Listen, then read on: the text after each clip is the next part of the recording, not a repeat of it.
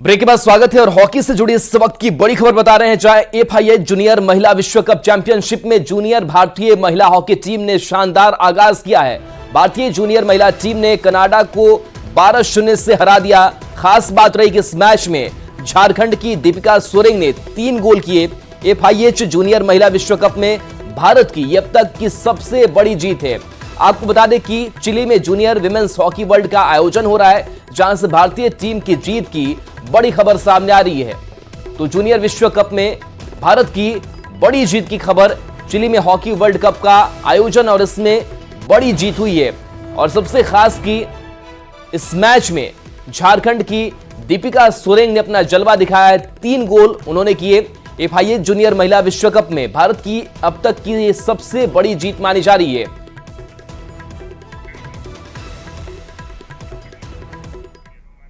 देवघर के एम्स में आज देश के 10,000वें PM और जन औषधि केंद्र की शुरुआत होने जा रही है। प्रधानमंत्री नरेंद्र मोदी इसका ऑनलाइन उद्घाटन करेंगे। इसके साथ ही देवघर के मरीजों को 600 से भी ज्यादा किस्म की दवाइयां किफायती दर पर मिलने लगेंगी। देवघर के एम्स में प्रधानमंत्री जन औषधि केंद्र खुलने से न सिर्फ देवघर वासी बल्कि पूरे झारखंड सीमावर्ती राज्य बिहार के कई जिलों के लिए एक बड़ी सौगात मिलने जा रही है। बता दें कि देवघर एम्स में प्रधानमंत्री जन औषधि केंद्र उद्घाटन कार्यक्रम में केंद्रीय स्वास्थ्य मंत्री मनसुख मांडविया भी पहुंच सकते हैं। प्रधानमंत्री जन औषधि केंद्र के उद्घाटन की सारी तैयारियां देवघर के एम्स में पूरी कर ली गई है।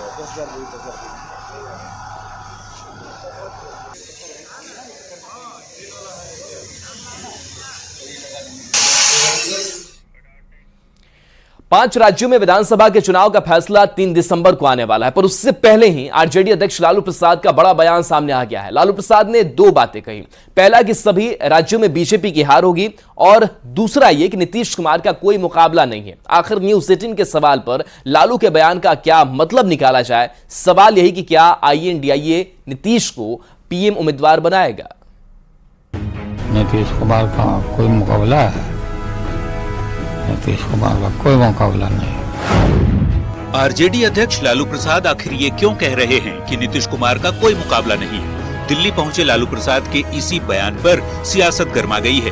बीजेपी के विरोधी गठबंधन INDIA के नेता के नाम पर किसी ने पत्ता नहीं खोला है, तो क्या लालू ऐसे बयान देकर नीतीश के नाम को हवा दे रहे हैं? खैर, लालू प्रसाद का कोई भी बयान सियासत में बड़ा माना जाता है। 5 राज्यों में हो रहे विधानसभा चुनाव में लालू पहले जीत का दावा करते हैं, फिर नीतीश कुमार को लेकर बड़ा बयान देते हैं कि उनका कोई मुकाबला नहीं। सब जगह जीतेंगे हम लोग, सब जगह का अच्छा रिपोर्ट आ रहा। मोदी को खत्म, मोदी का खेला खत्म है। लेकिन उनकी तरफ से और बीजेपी के जो नेता हैं उनकी तरफ से कहा जा रहा है बार बार कि नीतीश कुमार का मानसिक संतुलन खराब हो गया है। 5 राज्यों में इस मुद्दे को उठाया उन्होंने कि विधानसभा में जो उन्होंने बोला। फालतू कोई बात बोलता है लोग। नीतीश कुमार का कोई मुकाबला है? नीतीश कुमार का कोई मुकाबला नहीं। लालू प्रसाद के बयान पर महागठबंधन के नेताओं ने प्रतिक्रिया दी है। JDU जहां नीतीश कुमार को PM फेस बता रहा है, तो वहीं कांग्रेस के नेता वादा पूरा करने वाला नेता नीतीश को बताते हैं। देश के अंदर में उन्मादी राजनीति को नियंत्रित करने के लिए जो महागठबंधन बना है और जिनके सकारात्मक प्रयास से इंडिया बना है, तो नीतीश कुमार जी से कोई प्यार करे या घृणा करे, नीतीश कुमार जी की भूमिका से राष्ट्रीय विमर्श में कोई भी इनकार नहीं करता। हमारे देश के जो माननीय प्रधानमंत्री हैं मोदी जी, उनकी तरह कम से कम जुमलाबाजी तो नीतीश कुमार जी नहीं करते हैं। 2 करोड़ नौकरियां युवाओं का अभी तक नहीं मिला, 15 लाख काला धन अभी तक नहीं आया। इसके परे आप देखिए, हमारे नीतीश कुमार जी ने हर तबके के लोगों को बिहार में सशक्त बनाया है। महागठबंधन के नेताओं पर बीजेपी की ओर से जोरदार पलटवार किया जा रहा है। कहा जा रहा है कि PM और CM की हरी घास वाला जाल नीतीश पर फेंका जा रहा है। लालू यादव तो चारा एक्सपर्ट है ना। लालू यादव नीतीश कुमार के आगे प्रधानमंत्री का हरा चारा दिखा करके साथ रखना चाह रहे हैं, और नीतीश कुमार लालू यादव के बेटे तेजस्वी यादव को मुख्यमंत्री का हरा चारा दिखा करके तेजस्वी को साथ रख करके अपने लक्ष्य को प्राप्त करना चाह रहे हैं। अक्सर अपने बयानों से सियासत को गरमाने वाले लालू प्रसाद के नीतीश पर दिए गए बयान पर सियासत बेहद तेज। ऐसे में लालू के बयानों के संकेत को समझना भी जरूरी है, क्योंकि लालू प्रसाद कहते हैं कि नीतीश कुमार का कोई मुकाबला नहीं। नीतीश पर लालू प्रसाद के बयान का फिर मतलब क्या है? मुकाबला नहीं वाले बयान के मायने क्या है? क्या INDIA नीतीश को पीएम उम्मीदवार बनाएगा? न्यूज 18 के लिए दिल्ली से अमितेश सिंह और पटना से रवि एस नारायण के साथ शैलेंद्र कुमार की रिपोर्ट। देश के सबसे बड़े रेस्क्यू ऑपरेशन को लेकर भी सियासत थमने का नाम नहीं ले रही है। महागठबंधन के नेता जहां प्रधानमंत्री पर अशुभ वाला तंज कस रहे हैं, तो गुस्साए बीजेपी के नेता कहते हैं कि प्रधानमंत्री सचमुच विपक्ष के लिए अशुभ हैं, क्योंकि विरोधियों का सफाया पीएम मोदी ही कर रहे हैं।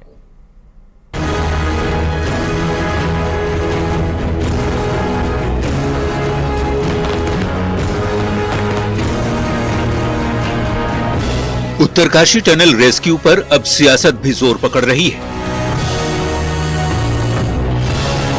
जेडीयू नेता और मंत्री श्रवण कुमार ने विवादित बयान देते हुए बीजेपी पर इसका श्रेय लेने का आरोप लगाया है। श्रवण ने कहा, बीजेपी के नेताओं को प्रधानमंत्री को रोकना चाहिए। यदि देश में कोई शुभ काम हो तो उन्हें नहीं जाने देना चाहिए। तो सनातन धर्म के प्रमुख हैं, जो लोग सनातन धर्म को ठीक से जानते हैं और समझते हैं, वो कहते थे कि ये अपशगुन है, ये नहीं जाए तो अच्छा है। तो भाजपा के नेताओं को रोकना चाहिए प्रधानमंत्री जी को कि कोई देश में अगर शुभ काम होने वाला है उसमें प्रधानमंत्री न दिखे तो ज्यादा बेहतर है। देश के सबसे बड़े रेस्क्यू ऑपरेशन पर बिहार के ग्रामीण विकास मंत्री ने सियासी बयान दिया तो सुर में सुर महागठबंधन में शामिल दूसरे दलों के नेता भी मिलाने लगे। कांग्रेस प्रवक्ता असित नाथ तिवारी और आरजेडी नेता मृत्युंजय तिवारी क्या कहते हैं, पहले सुनिए।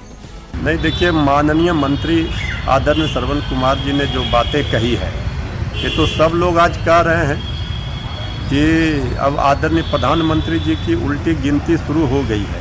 विश्वासघात किया, जुमलेबाजी किया, इसलिए अब जनता जिसे अर्थ पर पहुंचाती है उसे फर्श पर पहुंचा देती है। इसलिए जनता ने ठान लिया है कि अब मोदी जी की विदाई तय है। उनके परिजन भगवान से बस यही गुहार लगा रहे थे कि कहीं प्रधानमंत्री जी वहां ना पहुंच जाए। जैसा कि वर्ल्ड कप के दौरान हुआ, प्रधानमंत्री जी पहुंच गए, हम सबने देखा क्या हुआ। चंद्रयान मिशन के दौरान भी यही हुआ था। तो सब गुहार लगा रहे थे कि वो ना पहुंचे, और उनका बहुत बहुत ये देश आभारी है कि प्रधानमंत्री जी वहां नहीं पहुंचे। राहत और बचाव कार्य में भी शुभ और अशुभ वाली पीएम को लेकर की जा रही टिप्पणी से बीजेपी बेहद खफा है। पार्टी के राष्ट्रीय प्रवक्ता अजय आलोक कहते हैं कि बीजेपी सचमुच विरोधियों के लिए अशुभ है, क्योंकि विपक्ष का सफाया बीजेपी और मोदी जी मिलकर ही कर रहे हैं। साबित किया है प्रधानमंत्री ने इस देश में कि इस देश के संसाधनों पे पहला हक गरीबों का है, न कि अल्पसंख्यकों का या बहुसंख्यकों का। गरीबों का पहला हक है, और उस पर से ये कहते हैं कि प्रधानमंत्री अशुभ है। आप लोग के लिए सही में प्रधानमंत्री अशुभ है। आप लोग के लिए प्रधानमंत्री पनौती हैं, क्योंकि आप लोग साफ होते चले जाइएगा जब तक मोदी जी जैसे लोग रहेंगे। अच्छा है आप उनको अशुभ मानते हैं, हमारे लिए तो और शुभ संकेत है कि आप उनको अशुभ मान रहे हैं। पूरी की पूरी भाजपा आपके लिए अशुभ है, क्योंकि आपको साफ करेंगे हर जगह से। बिहार में हर बात पर यदि कुछ होती है तो वो है सियासत। उत्तरकाशी में देश के इतने बड़े रेस्क्यू ऑपरेशन को लेकर भी विपक्ष प्रधानमंत्री पर वार करने से पीछे नहीं हट रहा। भले ही पीएम पर वार क्रिकेट विश्व कप के फाइनल मैच के बहाने किया जा रहा हो, पर किसी की जान बचाने के लिए चलाए जा रहे अभियान पर तो सियासत कहीं से भी उचित नहीं है। Bureau report, news 18। Double murder के मामले में जमुई कोर्ट ने 6 लोगों को आजीवन कारावास की सजा सुनाई। बता दें कि 1 जुलाई 2018 को आरटीआई कार्यकर्ता वाल्मीकि यादव और धर्मेंद्र यादव के सिकंदरा के बिछवे गांव के पास गोली मारकर हत्या कर दी गई थी। इस मामले में 9 लोगों को अभियुक्त बनाया गया था, जिसमें से 6 लोगों को कोर्ट ने आजीवन कारावास की सजा दी है। क्या आदेश दिया? और कोर्ट ने आदेश दिया कि मृतक की पत्नी और बच्चों को मुआवजा के लिए जिला विधिक सेवा प्राधिकार को लिखा गया है। जो उचित लगेगा जिला विधिक सेवा प्राधिकार के द्वारा उनको मुआवजा दिया जाएगा। ये जिला एवं सत्र न्यायाधीश क्या है? जिला एवं सत्र न्यायाधीश का आदेश। बिहार में आज से कोई भी फिजिकल चालान नहीं कटेगा। मोटर व्हीकल एक्ट का उल्लंघन पर डिजिटल चालान कटेगा। सोनपुर मेला में बिहार पुलिस प्रदर्शनी का उद्घाटन करने आए डीजी अमरिंदर कुमार अंबेडकर ने बताया कि अब रोड पर पुलिस कोई भी छेड़छाड़ नहीं करेगी, वह सीधे डिजिटल चालान काटकर भेज देगी।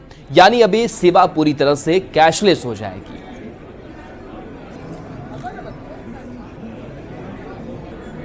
कि प्रतिदिन ये हमारे कॉल सेंटर पर, आरएसएस कॉल सेंटर पर लगभग 70,000 इवेंट्स बनते हैं। 70,000 इवेंट्स बनते हैं, जिसमें पुलिस हस्तक्षेप की इमीडिएट ज़रूरत होती है और उसका जो रिस्पांस टाइम है वो बहुत ही सराहनीय। 17.5 अभी औसत चल रहा है। ये कल का जो फिगर है 17.5, 17.5 मिनट में हम जहां से कॉल आता है, जो इंसिडेंट होता है, उसका खबर लेने हम पहुंच जाते हैं। झारखंड के मुख्यमंत्री हेमंत सोरेन गढ़वा में आज आपकी सरकार आपके द्वार अभियान संपन्न करने के बाद मेदिनीनगर आएंगे। यहां वो नगर भवन में पलामू, गढ़वा, लातेहार और चतरा के जेएमएम नेता और पदाधिकारी के साथ बैठक भी करेंगे। मंत्री मिथिलेश ठाकुर ने बताया कि मुख्यमंत्री हेमंत सोरेन 1 दिसंबर को मेदिनीनगर के पुलिस स्टेडियम में आपकी सरकार आपके द्वार अभियान का शुभारंभ करेंगे। कल माननीय मुख्यमंत्री जी का गढ़वा दौरा है, फिर 1 तारीख को 30 को ही यहाँ आ जाएंगे पलामू में, और पलामू में पूरे पलामू प्रमंडल कहें तो और चतरा, हमारे लातेहार, पलामू, चतरा, गढ़वा के पंचायत स्तर से लेकर जिला स्तर और केंद्रीय स्तर के नेताओं के साथ, कार्यकर्ताओं के साथ, नेताओं के साथ एक बैठक करेंगे और सांगठनिक चर्चा होगी। और उसके बाद परसों यहाँ पलामू में आपकी योजना, आपके अधिकार, आपकी सरकार कार्यक्रम यहाँ आयोजित किया जाएगा। गढ़वा में लंबित पीएम आवास को लेकर सियासत गर्माती जा रही है। पेयजल और स्वच्छता मंत्री मिथिलेश ठाकुर ने कहा कि केंद्र सरकार ने पीएम आवास का फंड रोक दिया, इसलिए राज्य सरकार ने अबुआ आवास योजना शुरू की। जवाब में बीजेपी सांसद बीडी राम और बीजेपी विधायक भानु प्रताप शाही ने कहा कि राज्य सरकार पीएम आवास का यूटिलाइजेशन सर्टिफिकेट नहीं दे रही है, इसलिए 2.5 लाख आवास अधूरे पड़े हैं। विफलता को छिपाने की कोशिश क्यों कर रही है सरकार? मैं तो कभी कुछ नहीं बोलता हूँ, लेकिन यूटिलाइजेशन सर्टिफिकेट समय पर नहीं भेजिएगा तो क्या करेगी केंद्र सरकार? आपके लिए वेट करेगी? यूटिलाइजेशन सर्टिफिकेट नहीं जा रहा है केंद्र को। जब तक यूटिलाइजेशन सर्टिफिकेट नहीं भेजिएगा, कोई पैसा कैसे देगा उस सब चीजों को? अभी 2.5 लाख से ऊपर आवास यहाँ बाकी है, पीएम आवास, जो पूरा नहीं हुआ। क्यों नहीं पूरा हुआ? या तो कमीशन खोरी के चलते पूरा नहीं हुआ, या तो फिर बालू के चलते पूरा नहीं हुआ। राज्य सरकार पूरा पैसा देने जा रही है अबुआ आवास। अबुआ आवास आपका बनेगा।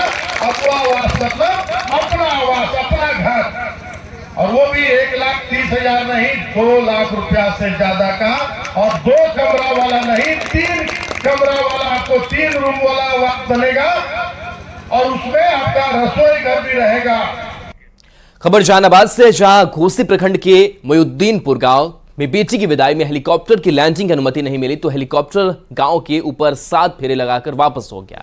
दरअसल मोयुद्दीनपुर गांव के रहने वाले रामानंद दास ने अपने डॉक्टर बेटी मेघा रानी की शादी जमशेदपुर के रहने वाले डॉक्टर विवेक कुमार से तय की।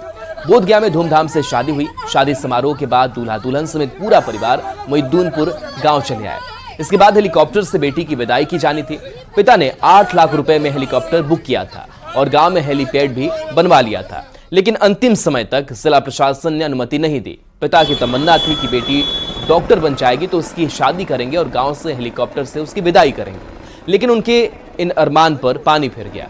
न्यूज 18 ने पूरे मामले को लेकर जहानाबाद के डीएम से फोन पर बातचीत की। डीएम ऋषि पांडे ने बताया कि हेलीकॉप्टर लैंडिंग के लिए प्रोसेस होता है, जिसमें कई विभागों से एनओसी लेना होता है। लैंडिंग के लिए जरूरी विभागों से सहमति नहीं ली गई थी।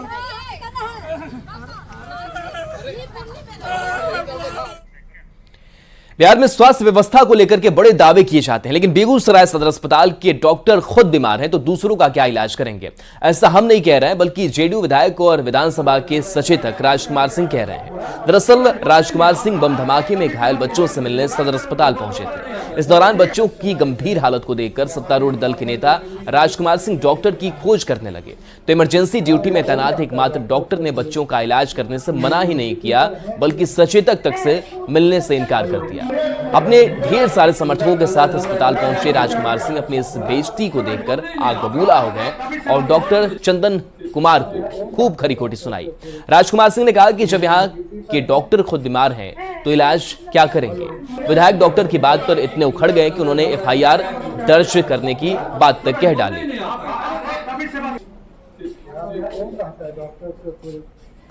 दोष उसका इस डॉक्टर के ऊपर होगा, क्योंकि उसकी निगरानी में ये 2 बच्चे हैं जो बम से घायल हुए हैं और उनके ऊपर किसी भी प्रकार की कोई डॉक्टर अभी तक उनको नहीं देख पाया है। ये बहुत बड़ी त्रासदी, बहुत बड़ी नेग्लिजेंस है। और इस डॉक्टर ने जिस तरीके से बिहेव किया है और इस फ्लोर पे आने के बाद भी उस बच्चे की जो स्थिति है उसके बाद भी उसको देखे बगैर गया है, तो ये तो बहुत बड़ा नेग्लिजेंस है। और इस नेग्लिजेंस के खिलाफ अगर बच्चे को कुछ हुआ तो सिर्फ और सिर्फ चंदन कुमार के खिलाफ FIR दर्ज होगा और उस FIR को दर्ज हम लोग भी करवाएंगे और उनके खिलाफ कड़ी से कड़ी कार्रवाई करवाएंगे। और इस वक्त की बड़ी खबर बता रहे हैं, केंद्रीय गृह मंत्री अमित शाह 2 दिवसीय दौरे पर आज शाम झारखंड पहुंच रहे हैं। रांची पहुंचने के बाद अमित शाह हजारीबाग के लिए रवाना हो जाएंगे। तो 2 दिवसीय झारखंड दौरे पर अमित शाह आज पहुंच रहे हैं। आज की बात करें तो रात्रि विश्राम करेंगे। कल सीमा सुरक्षा बल के मेरू कैंप के रेजिंग डे कार्यक्रम में शामिल होंगे, जिसमें केंद्रीय गृह मंत्री अमित शाह की सहभागिता होगी। और कार्यक्रम के बाद कल दोपहर दिल्ली लौट जाएंगे। अमित शाह के दौरे को लेकर रांची और हजारीबाग पुलिस पूरी तरह से अलर्ट मोड में दिख रही है। पुलिस मुख्यालय की ओर से हजारीबाग में अतिरिक्त पुलिस बल की तैनाती की गई है। साथ ही पुलिस मुख्यालय की तरफ से गृह मंत्री के कार्यक्रम की मॉनिटरिंग भी की जा रही है। बढ़ेंगे आगे। रांची में जुआ खेलते हुए 14 पुलिसकर्मी समेत 20 लोग पकड़े गए थे। इस पर कार्रवाई करते हुए SSP चंदन सिन्हा ने 9 पुलिसकर्मी को सस्पेंड कर दिया। साथ ही जैप के 5 जवानों के खिलाफ जैप कमांडेंट से कार्रवाई की अनुशंसा की गई। शासनिक कार्रवाई के रूप में जो रांची जिला पुलिस के 9 लोग थे, जिसमें से 1 पदाधिकारी था, 3 हवलदार और 5 आरक्षी थे, उन्हें निलंबित कर दिया गया है और उनके विरुद्ध विभागीय कार्यवाही की प्रक्रिया प्रारंभ की गई है। जब विभागीय कार्यवाही की प्रक्रिया पूरी होगी तो जब उनको जो है फिर जिस तरह का आरोप तय होगा उस अनुसार दंड दिया जाएगा उन्हें। जमशेदपुर में EYD अपडेट करने के नाम पर ठगी करने वाले गिरोह की एक सदस्य को गिरफ्तार किया गया है। आरोपी को बिहार के बांका से 10 मोबाइल, 32 सिम कार्ड और कैश के साथ गिरफ्तार किया गया। DSP ने बताया कि इस मामले में 4 आरोपी के नाम सामने आए थे। इसमें 1 को पकड़ा गया है, जबकि 3 की तलाश चल रही है। सूचना प्राप्त हुई कि एक संदिग्ध मोबाइल का इस्तेमाल कर गोविंदपुर थाना क्षेत्र में साइबर ठगी किया जा रहा है। उक्त मोबाइल का सत्यापन कर थाना प्रभारी गोविंदपुर के नेतृत्व में छापामारी की गई, जिसमें एक अभियुक्त सुमृत कुमार मंडल, पिता छोटेलाल मंडल, उम्र करीब 29 वर्ष, पता करवा मारनी, कटोरिया, जिला बांका, बिहार। पाकुड़ के बलियाडांगा इलाके में एक घर में पुलिस ने छापेमारी करके साइबर क्राइम करने वाले गिरोह के 4 लोगों को गिरफ्तार किया। छापेमारी के दौरान पुलिस ने कई दस्तावेज के साथ दर्जनों मोबाइल फोन बरामद किया है। वहीं पुलिस गिरोह के सदस्यों से पूछताछ कर रही है। धनबाद कोयलांचल में अवैध खनन पर लगाम लगाने के लिए खनन टास्क फोर्स जल्द कड़ा एक्शन लेगी। धनबाद में DC वरुण रंजन की अध्यक्षता में खनन टास्क फोर्स की बैठक हुई। इस मौके पर अवैध माइनिंग पर रोक के साथ साथ तस्करों पर त्वरित कार्रवाई को लेकर मंथन किया गया। साथ ही BCCL को CCTV लगाने के साथ ही ट्रांसपोर्टिंग करने वाली गाड़ियों को विशेष रंग में रंगने का भी निर्देश दिया गया। इस महीने के अंत तक जो 12-13 पॉइंट्स CISF ने आइडेंटिफाई किया है, उन जगहों पे हम लोग चेक पोस्ट कर सकेंगे जो एग्जिट रूट्स हैं। साथ ही साथ हम लोगों ने जो डायरेक्शन दिया था कि जो हमारे व्हीकल्स चलते हैं इंटरनल ट्रांसपोर्टेशन के लिए, खास करके जो लोडिंग पॉइंट से साइडिंग तक के लिए, उन सभी का अपना कलर कोडिंग हो, उस पे काम चल रहा है और इस महीने के एंड तक हम लोग उसका भी एग्जीक्यूशन देख लेंगे। इसमें हम लोग कई जगह नए मोर्चाज बना रहे हैं, कई जगह CISF के साथ मिलकर के हम लोग वो पोस्ट, कुछ जो इम्पोर्टेंट पोस्ट है उसको फिर हम लोग मैंड करेंगे और कोशिश करेंगे कि इस तरह से जो भी जहाँ भी कार्रवाई हो रही है, अलग अलग क्षेत्र के लिए अलग अलग एक प्लान ऑफ एक्शन बना है और एक हम लोग अगले महीने फिर उसकी हमको डिटेल रिव्यू भी करनी है। तो सबको एक डिटेल प्लान ऑफ एक्शन के तहत उनको एक टारगेट दिया गया है, तो उसी टारगेट के तहत हम लोग काम करेंगे। पाकुड़ जिले में मलेरिया के कहर लगातार बढ़ता जा रहा है। यहाँ लिट्टीपाड़ा प्रखंड के बड़ा कुटलो गांव में मलेरिया फैला था, जिसके बाद अब बड़ा कुटलो गांव के आसपास के 24 गांव के लोग भी मलेरिया से पीड़ित दिख रहे हैं। ऐसे में प्रशासन की ओर से 23 गांव में कैंप लगाकर मलेरिया की जांच की जा रही है। अभी तक 65 लोगों में मलेरिया की पुष्टि हुई है। हेल्थ कैंप की मॉनिटरिंग खुद सिविल सर्जन कर रहे हैं। कुछ दिन पहले अज्ञात बीमारी की चपेट में आने से बड़ा कुटलो गांव में 5 बच्चों की मौत हो गई थी, जिसके बाद प्रशासन हरकत में आया। फिलहाल अभी हालात सामान्य बताए जा रहे हैं। हर गांव में एक एक पेशेंट जो भी हमारे बुखार से पीड़ित हैं या हल्का फुल्का जिसको बुखार नहीं भी और लक्षण बता रहे हैं, हम सबों का जांच कर रहे हैं। जो भी पेशेंट हमारे मलेरिया से ग्रसित नज़र आ रहे हैं उन लोग का स्पॉट पर ही हम लोग उसका इलाज कर दे रहे हैं। जैसे टिकट के माध्यम से दवाइयाँ कम हो पड़ रही थी, हम लोगों ने स्टेट से बढ़वा से चारों तरफ से दवाइयाँ उपलब्ध कराई है। जो बच्चे सीरियस नज़र आए उसको हमने सामुदायिक स्वास्थ्य केंद्र लिट्टीपाड़ा में भर्ती किया है। हमारा मकसद है कि पेशेंट का इलाज करना। जितने भी पेशेंट निकल रहे हैं सबों का इलाज हो रहा है। एक भी पेशेंट उस घटना के बाद जो मीडिया के माध्यम से आया था किसी के साथ कोई हादसा नहीं हुआ, इस बात की पुष्टि मैं करता हूँ। और चलिए न्यूज़ 18 बिहार झारखंड पर खबरें आपके लिए लगातार जारी हैं।